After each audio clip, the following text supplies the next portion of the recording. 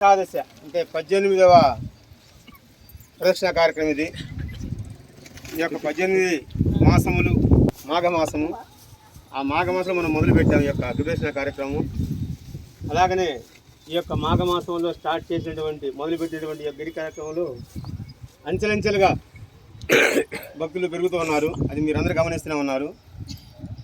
పోయినసారి చెప్పుకున్నాం మనం ఈ యొక్క గిరి ప్రదక్షిణ వల్ల మనకి ఏమి లాభాలు కలుగుతున్నాయి, ఏమి శుభాలు కలుగుతున్నాయి అని కొంతమంది ప్రశ్నించుకున్నారు.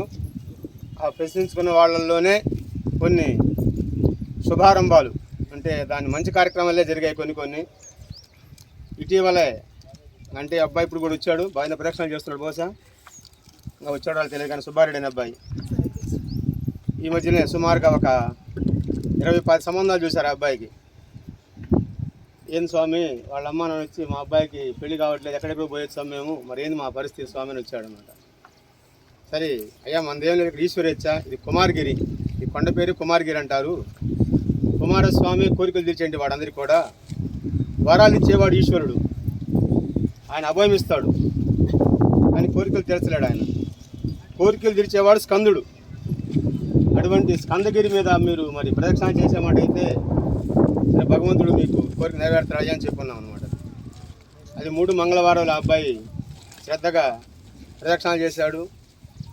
చేస్తున్న సమయంలోనే 2వ వారమే అబ్బాయికి పెళ్లి నిశ్చయితార్థం అయిపోయింది. మరి నాకు పూజ చేసుకోవాలంటే మరి శని బట్టలు నా దగ్గర ఉన్నాయి కదా స్వామి, ప్రదక్షిణ చేసిన బట్టలు ఎంత అంటే దానికి ఇబ్బంది లేదమ్మా, 3వ వారం తిరిగి పూజ చేసుకొని పెళ్లి చేసుకోమని చెప్పాము. 3వ వారం అబ్బాయికి శని పూజ చేయించేసి సుబ్రహ్మణ్య స్వామి పూజ చేసి ఎమ్మటే పెళ్లి చేసుకున్నాడు. వాడు గుడికి వచ్చాడు. అబ్బాయి కూడా కొంచెం ప్రదక్షిణ చేస్తున్నాడు. పైన అబ్బాయి కూడా పెళ్ళి గడుస్తాడు. అబ్బాయి కూడా అంటే స్వామి నిదర్శనాలు చూపిస్తేనా ఈ కలియుగంలో మనం నమ్ముతామనేది ఒక ప్రతీతి అనమాట. మరి మేము తిరుగుతున్న మాకేం కావట్లేదు, కొంత ప్రశ్నించుకోవచ్చు అనమాట.